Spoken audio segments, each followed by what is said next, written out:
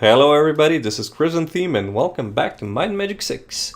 Now last episode we did a lot of buffing, we achieved maxed rank with all of our characters, which means a lot more mana, a lot more health and a lot more power! And that is good, because we need better gear and better skills, and we just need everything better so we can actually finish the game. Now what we're going to be doing here in this episode is we're going to be finishing a quest for Mr. Zoltan Phelps that I just accepted and sort of left him way too fast for you to read the text. We are actually going to be searching for an artifact that a friend of his found and was supposed to deliver to him.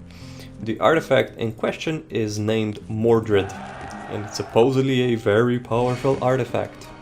And it was stolen from him, or from the caravan, by the dragoons that attacked the caravan carrying Mordred. So of course, like the good people we are going to barge into their keep, we're going to kill everybody around and inside, we're going to liberate the artifact from them. And that's pretty much it. You know, simple, easy. I'm sure nothing's gonna go wrong, jinx. And that's pretty much it. So we are actually getting to a point where magic is going to be much stronger than our normal weapon skills, should I call them, because magic actually, you know, actually stacks up, or magic actually gets stronger the more points you put into it, whereas weapon skills and weapons basically have sort of like a plateau, or a point where they just don't really get significantly stronger. So we are going to be seeing a lot more spells flying around in every direction, especially from my Archmage.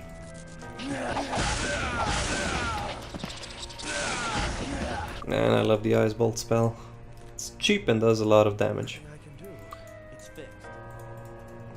So as you can see, we buffed up significantly. We already met these types of enemies before, and they were, well, they were exactly as strong as they are now, but we were much weaker. And it really shows, you know, you're getting a piece of better equipment here, and then a few more skill points there, and a few levels, and etc. And it all just piles up, and soon you sort of become this monster party that just mows everything down in front of you. And it gets really enjoyable in the mid-game, at least for me. That's why I play RPGs, you know. I like the feeling of getting better at the things you're doing. I guess the same goes for, you know, games that you actually get better mechanically when you're playing, for example, you know, like fighting games like Street Fighter and everything, but I don't know, RPGs, they're just probably my favorite genre of games. So yeah, this dungeon is nothing special actually. It has, you know, the rats, it has the fighter type enemies, but basically it's nothing special. I don't think we'll be having any problems getting past it. Flick the lever. You do have to do some backtracking in this dungeon, but otherwise it's pretty straightforward. It shouldn't be any problems whatsoever.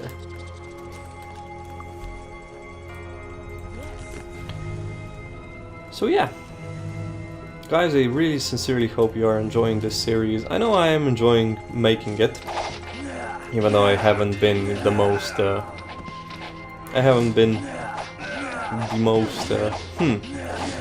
how should I say this? I haven't been very... what was the word? I completely forgot the word.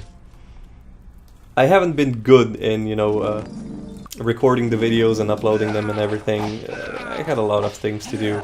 But I will make it through, I promise. And I hope you're enjoying this, because I know I am. Broadsword? No. Normal chainmail? Can enchant it? No. Secret door? Always. Some money. Got it. And steel boots rogues. Aha. I can take the herb as well. I'm just gonna give it to my sorcerer, archmage, whatever you want to call him. And I keep forgetting to use my my spells and my potions, but maybe one day. Maybe one day.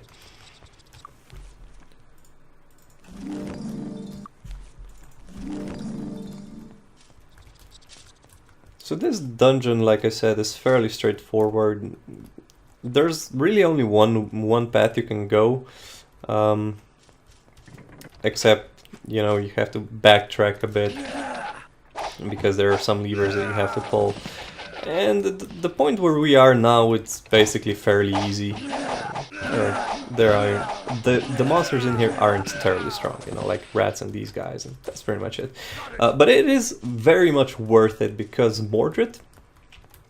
Well, this is a sort of a spoiler alert, but I guess this whole series is a spoiler alert if you are sort of playing this game with me.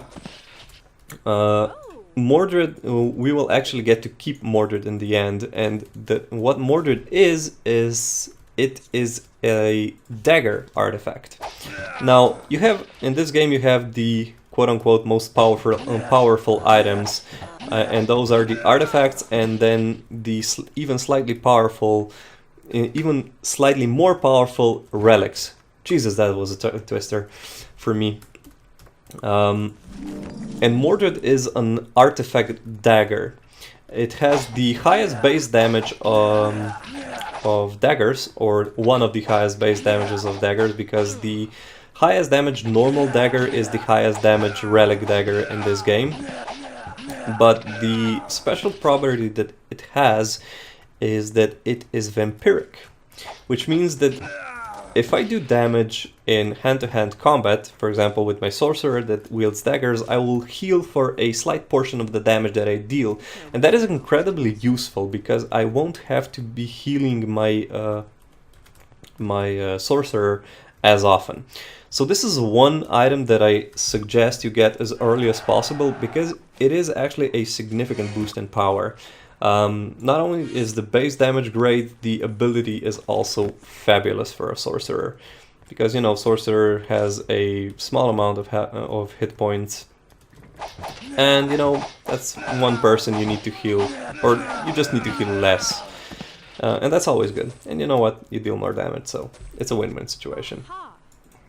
Not to mention that this quest is basically the most rewarding quest in the game in terms of gold. You'll see what I mean. Is this enchanted? Oh yeah, this is enchanted. Nice. 1100 value. I think I'm gonna get rid of these leather boots. Boots. That's a funny word, isn't it? Although, who am I to judge?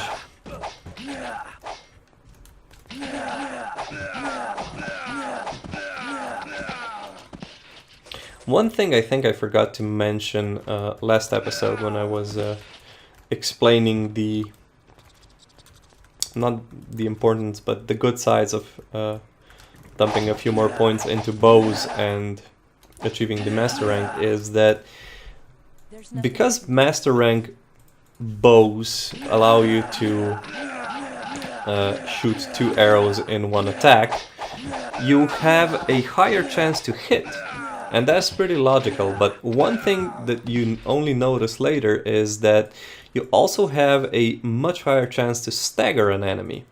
Now, when enemies are staggered, usually that happens when they get hit by something, they actually can't attack you, and they also can't move, which makes kiting way easier, because now you are shooting 2 arrows, each of them has a chance to hit, and each of them actually has a chance to stagger. It just makes it incredibly useful. You can just, you know, pull a large amount of enemies like I just did, backtrack, and then you see them staggering and basically dying. So you basically increase your damage output by 100%, you increase your chance to hit by 100%, and you actually increase your chance to stagger by 100%, and that sort of adds up to much more than a sort of 100% efficiency. I'm probably, in purely mathematical terms, being completely wrong, but, you know, I don't care. I'm not a mathematician. I'll let you guys sort it out.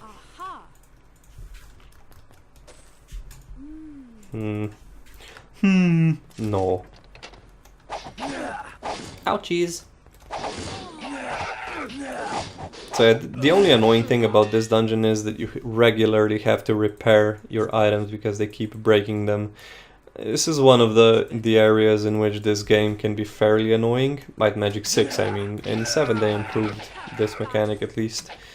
But in Might and Magic 6 a lot of monsters can wreck your equipment, and they do it really often. And it gets very annoying. Oh! Elite Halberd. Well, that is excellent. And a very good shield as well. Increases effect of all water spells. Oh yeah. And a plus 10 personality necklace.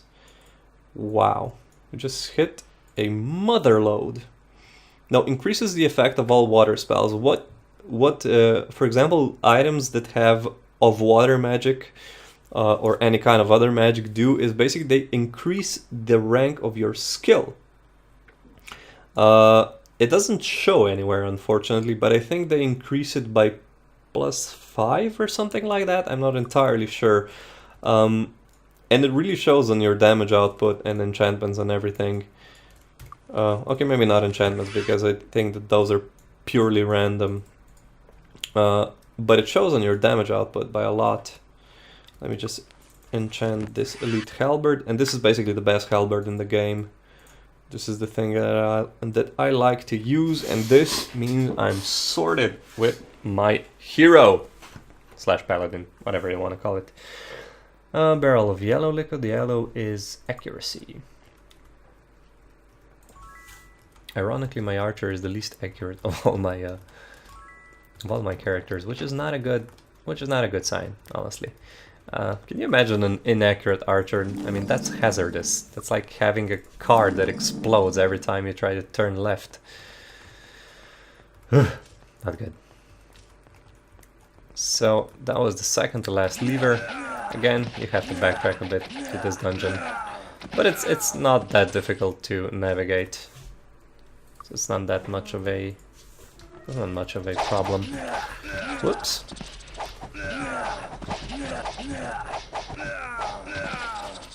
There we go.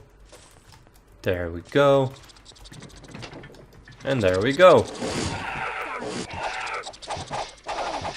Come on, come on, don't die. When I get to a certain point, I sort of get lazy with playing the game. I just stand there and hold my A button, and I just hope that they die before I die. That is not always a good idea. You know, sometimes it's good to even go into turn-based mode, so you can carefully think about what you're gonna do with each of your turns. But you know, sometimes you just wanna wreck face, and I am at the point where I can pretty safely wreck faces of all the mid-tier enemies. Oh god. And then things like that happen when you basically get trapped and pummeled and your equipment gets broken and everything. So yeah. You know what? Spells. Let's go with spells, shall we?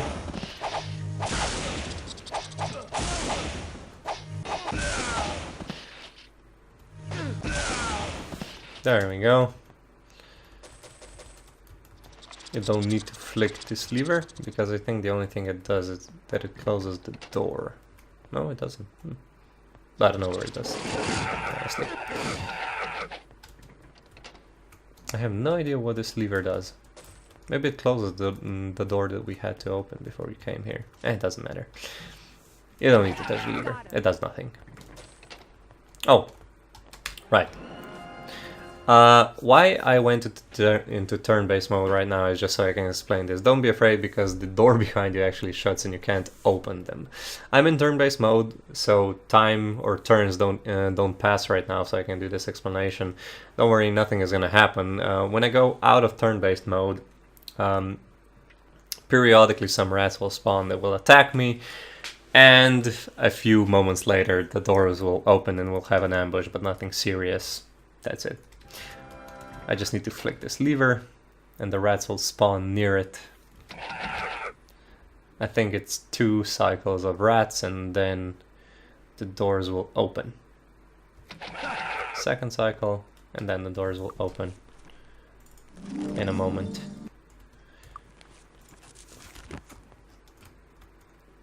Hello!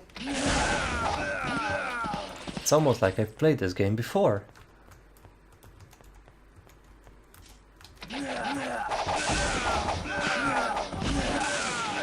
There we go. Chainmail. Nope. What I'm gonna do now is I'm running low on mana, so I'm just gonna heal here. I'm gonna recast my buffs. Wow, my tummy's rumbling. I hope that that isn't audible. And this is the last room of this dungeon. I'm just gonna quickly clear it with my spells. The funny thing is, I'm only getting started with the spell arsenal. The strongest spells are really strong, especially in the dark and fire magic schools. I tend not to use offensive spells with the cleric, at least not until I get the dark magic spells, because I find them to be more useful when they're healing people, and for that, you know, I need to conserve my spell points. I have an archer and a sorcerer to deal damage anyway. And this is the chest with Mordred inside, and take a look at this. 2d3 plus 8 base damage along with special powers vampiric. And Mordred is an awesome item to buff up your dagger wielder early in the game. Because honestly, this dungeon isn't very hard, considering what you actually get for it. And then I'm gonna town portal to Freehaven, and I'm gonna find Zoltan Chivay's house. Well, not Zoltan Chivay, Zoltan Phelps. Where did Chivay come from? Is that from the Witcher series? I can't remember. So, quest. So there we go. We got a whopping 30,000 gold pieces for that, and we actually get to keep Mordred as well. When I was a kid, I thought that he was gonna take the artifact from me, and I never turned the spell in until I read that you actually get to keep it, and I was like, oh my god, I'm such an idiot. And then I turned it in, I mean the quest, and then I got 30,000 gold pieces. I was like, oh my god, I was such an idiot. Because 30,000 gold pieces is a lot of money in this game, no matter where in the game you are. I'm just gonna throw this away. What can I do? I'm gonna level you up, I'm gonna level you up, I'm gonna level Mace to 8, and now I really need to find an expert Mace teacher. So I'm gonna take the time and just tour around Freehaven, because I can't for the life of me remember if there's if a Mace teacher is in here or in some other town, and which town it is. I know where the Master teacher is, but I don't know where the expert teacher is. Greetings. Expert plate? Greetings and salutations. Greetings and salutations. I'm warning you, this is gonna be the boring part of the video. Greetings and Oh, and I also forgot to mention, off camera I also found an instructor, which is the combination that I would suggest to everyone playing the game, is 1 scholar, 1 instructor, for reasons that I've already explained. It's a bummer that you actually have to get rid of them at a certain point, because you have to finish a quest, but you know, you can just find another one literally on the streets.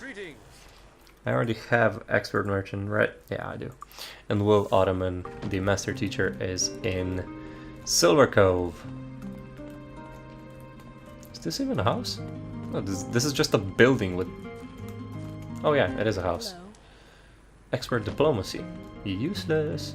Hello. Hello. Diplomacy is actually useless in this game.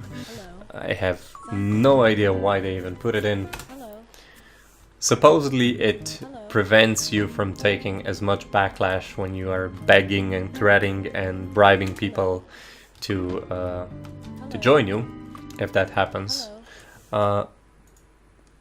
But it doesn't really, you know, have that much of a function, to be honest. Like, reputation is important in the sense that you need the saintly reputation to get the Master Light Magic, like we already did. But besides that, it doesn't really serve a purpose. So I think it's just a useless skill to have. And salutations. Hello. Man, I love the music in Freehaven specifically. It is just so amazing. You're not gonna have mace because those are magic teachers. No mace teacher here. Well, anyway, we're gonna get it later anyway. We're gonna find it someday, maybe off camera. No, it's probably gonna be on camera just so you people know where to find him as well. Wizard Eye, Fly. Now, the reason why I'm doing this is because we're going to finish another dungeon, or the other dungeon in this area as well. But first we're gonna get the quest that's associated with it. Hello. And that is to find the remains of the first Lich, Ethric the Mad, for Mr. Gabriel Cartman. Now, I'm not sure how to pronounce, you know, Lich. Is it Lich or Lish or something in between, like Lish? I'm gonna pronounce it the way I usually pronounce it, which is Lish. And to be completely honest, I don't mind if I'm wrong. That's just the way I pronounce it. Now, this is the dungeon where we actually get his remains. It's an easy dungeon apart from the last part where you actually have to kill the Liches. Sometimes it happens that I actually die in this place. Not because it's hard, but because I get lazy with, you know, going to turn base and actually paying attention to my health bars and things like that. But it shouldn't be difficult at the point where we are now. One thing to note here is that the dungeon is full of scrolls, and some of those spell scrolls are going to be raised dead guaranteed. So if you are low on, or for example you want to have some spell scrolls that have raised dead on them, take a trip to this dungeon. You can get one or maybe at least two guaranteed raised dead scrolls. Oh, I forgot to. The real reason why I went to this side first is because I have to flick a switch as well. But the scroll explanation sort of distracted me. This was the switch that I had to press, and now I'm off to the other side. But yeah, as the dungeon before this, it's fairly straightforward actually. Oh, come on, elevator, thank you. Here we go!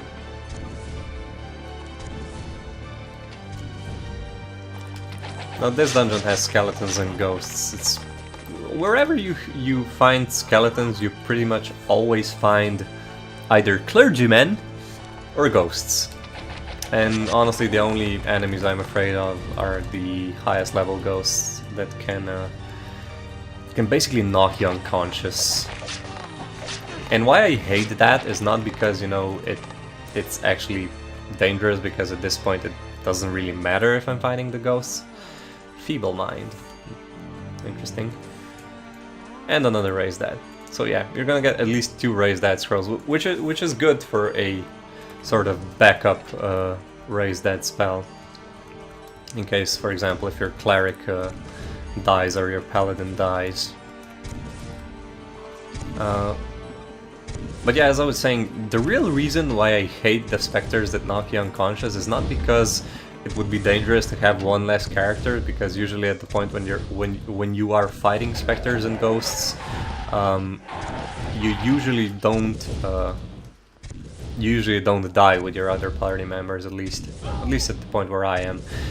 But when you get knocked unconscious, the character that is unconscious is not going to get experience points when other party members, you know, kill stuff. And that is so annoying to me, because then you're going to have a quote-unquote weaker party member. And there is some difference already between these, between my guys and their experience points, but you start with a slight difference. But for example, I really can't have a difference a massive difference in experience points of my characters. I don't know why, it just bugs me to no end and I just can't play with a difference in my experience points. So now we are at the point where we actually have to fight the liches.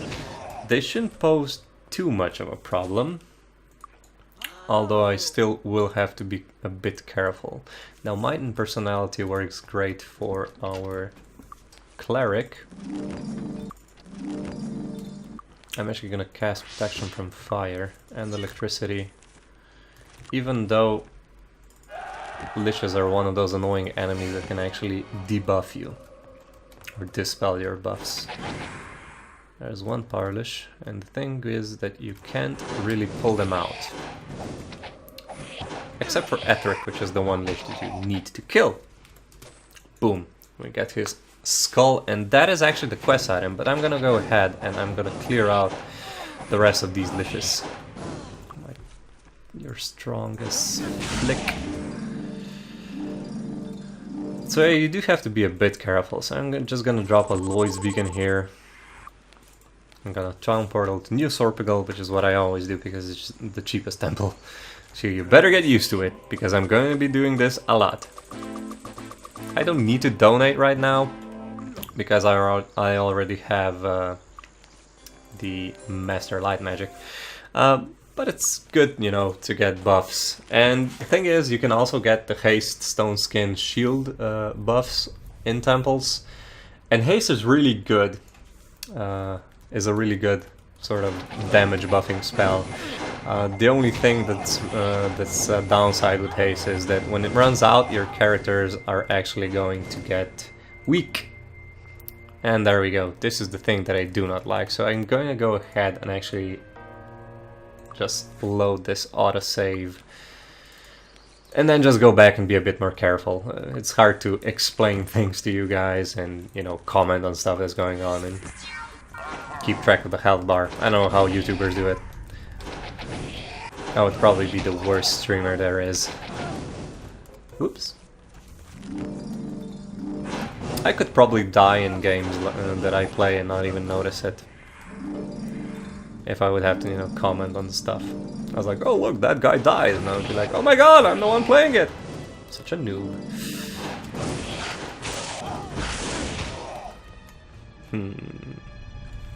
Should I risk it? Let's risk it. Oh, I didn't die. Good. And the reason why I cleared this is because you can actually get really good items from them and from the sarcophagus or sarcophagi that are around us. I'm gonna give this to the cleric, and I don't think these are actually trapped. So these are gems. This is a sapphire. It has a value of 3,000, but the only value they have is selling them. Another sarcophagus, Dragon Leather of Speed, another Mage Dagger, nice, Crusader Sword, Armored Boots of Might. I'm probably gonna give those to my Archer, actually. So there we go, Archer. And I'm gonna enchant this Defender's Helm. Let's see what we get. Of accuracy, nice.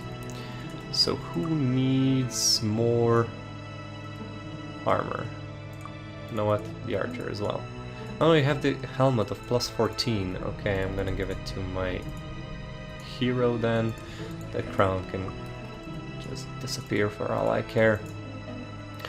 And the mage daggers are just a tad bit better than my piercing daggers because I usually prefer having a more accurate weapon if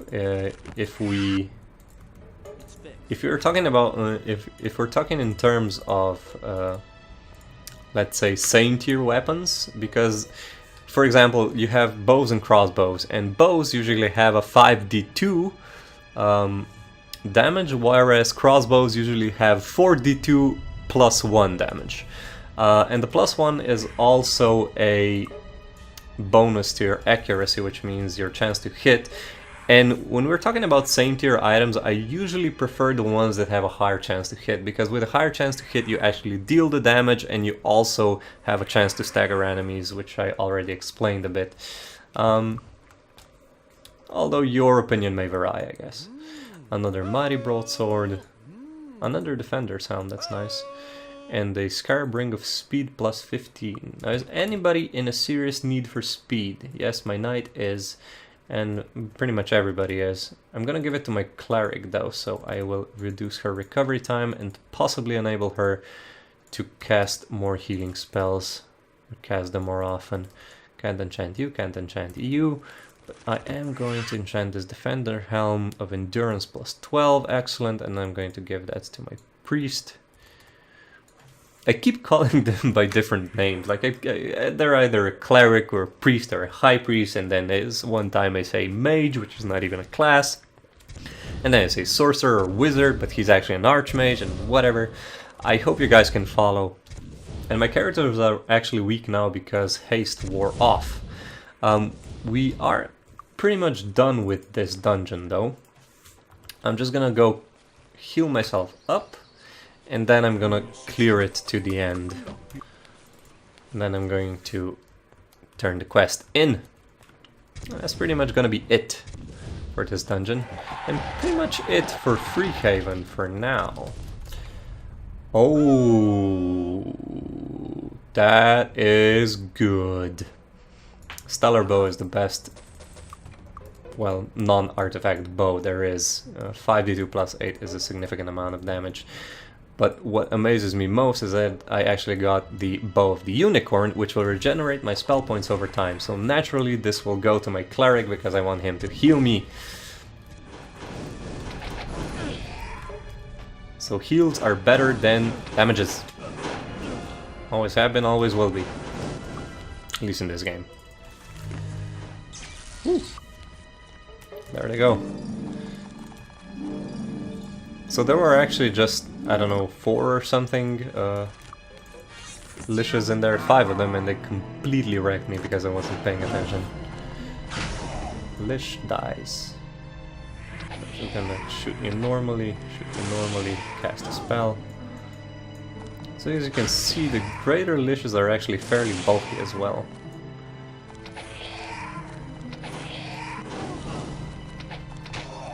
So it's good to go into turn-based mode every once in a while, purely because it's much safer to attack them because you don't get absolutely shit on with spells. Pardon my language. One thing that is always interesting is that I think I usually get more turns compared to their turns if I'm in turn-based mode as opposed to real-time mode, but I may be wrong on that, and I'm gonna just cheese the rest of them here. There we go. Got an amulet. What's this? A vigor. It's worth 1,350 gold though, so I'm gonna take it. A lot of money. A lot of good money. Nothing in the sewer. A crossbow of lightning with 4 to 10 points of electrical damage.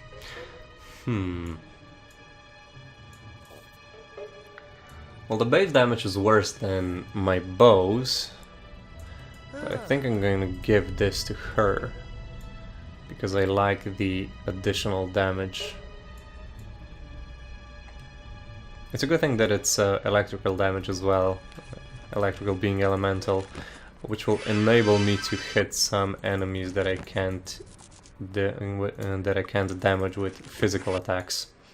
But the damage from the enchantment will still go through. We're talking about slimes here. With slimes, if you have a weapon that's enchanted with elemental properties like fire, air, and water, I don't think there's earth damage, or I'm sure there's no earth damage, at least in enchantments. So if you have a weapon that's enchanted with those properties, you can actually deal damage to slimes without using spells. However, you will only deal the damage that is on the enchantment. But again, you know, when we're talking about enchantments on bows, when you have the master rank in In bow skill, you shoot 2 arrows, which means twice the damage and twice the additional damage from the enchantments. Woo! And that's pretty much it for this dungeon, and I will also probably going to shut up about the bows. Because I've explained it enough times. Now, I remember the first time when I got Master Bow, I was really, really pumped because I was like, oh my god, this is the best thing ever, I can shoot 2 arrows at the same time! And it was awesome, and I was a kid, and I just absolutely loved it. And honestly, it is a fairly significant buff to what you would normally have, to be completely honest. It's not game-breaking, but it's good. When you have 4 people that shoot 2 arrows, mwah, poetry. And now I'm just going to take the skull back to whoever commissioned me to do it. I'm sure you're not going to use it for any sort of evil thing, you know, like, yeah, you can conclude your research, yeah. If you can learn how the ritual of Endless Night works, the ritual of the Endless Night being the ritual that actually turns people into liches, you can surely find a way to reverse the process. I'm completely sure that that's what you're going to be doing with it. Ooh, and now I have a significant amount of things to sell. Double damage versus demons, 5 might and endurance. What do you have? 2 to 5, well, that's better. Do I have anything that's better for anybody in my party? I don't think so, actually. 10 armor class, 100 speed. You know what? Sure, why not? Oh no, armor class is still better. And I think the rest of you have good items. I'll need to enchant these 2 amulets for free money. That's always good. And sometimes you might get very, very lucky and enchant your items with a, for example, of water magic things. Usually when that happens, I jump for joy because, in my opinion, those are the most powerful items you can get.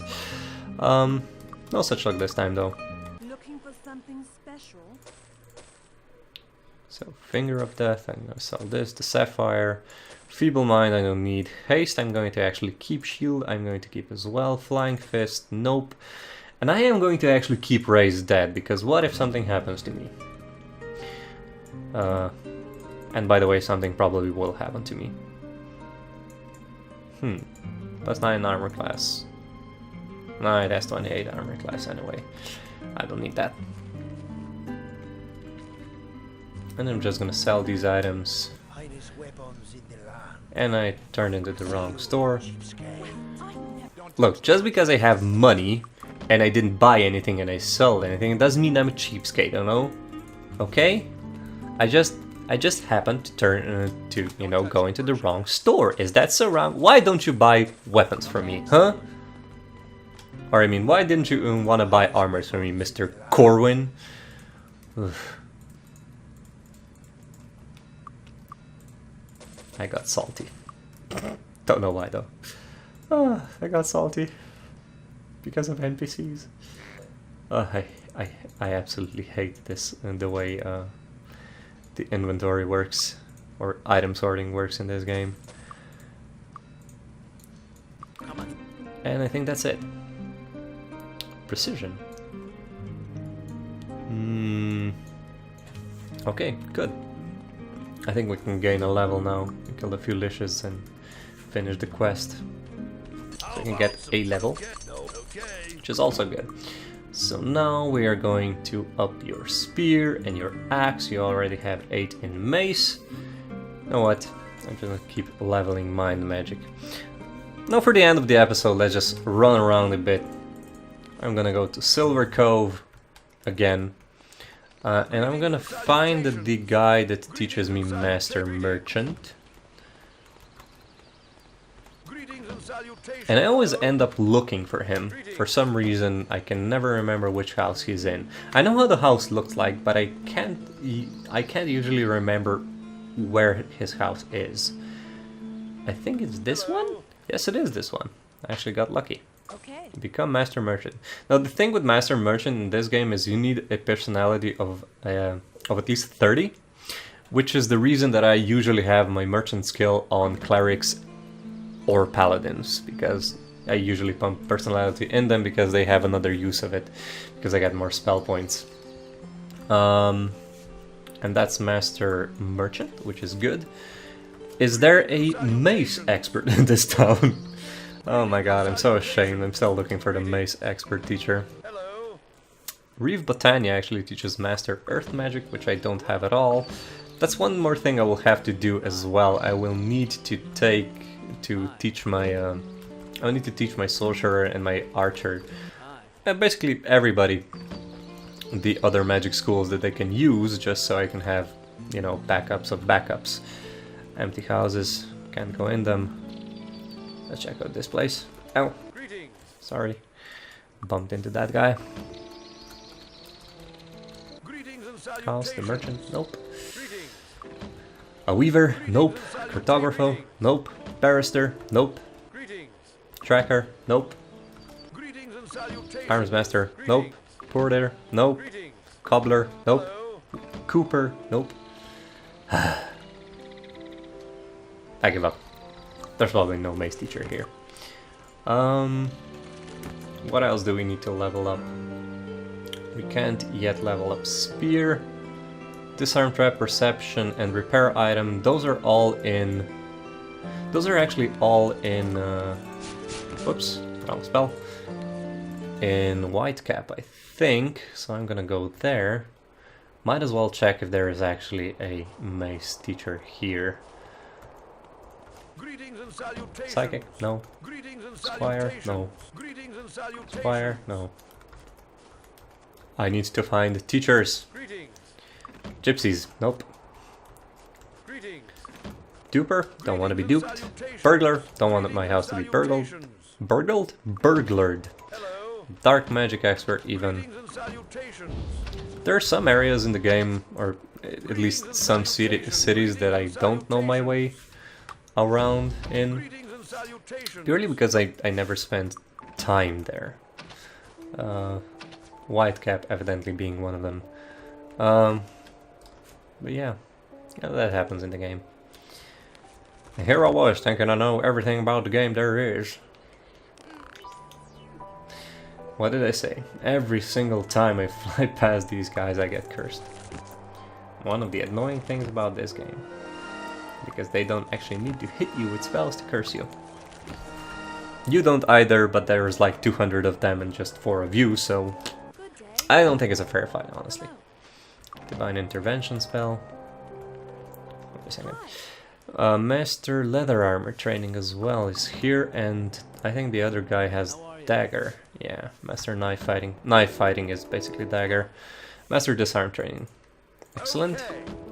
So I don't think we'll have any more chests blowing up into our faces, unless they're going to be really, really strong or really, really high tier Greetings and chests, salutations. which are, Greetings you and know, pretty salutations. few, so I don't mind.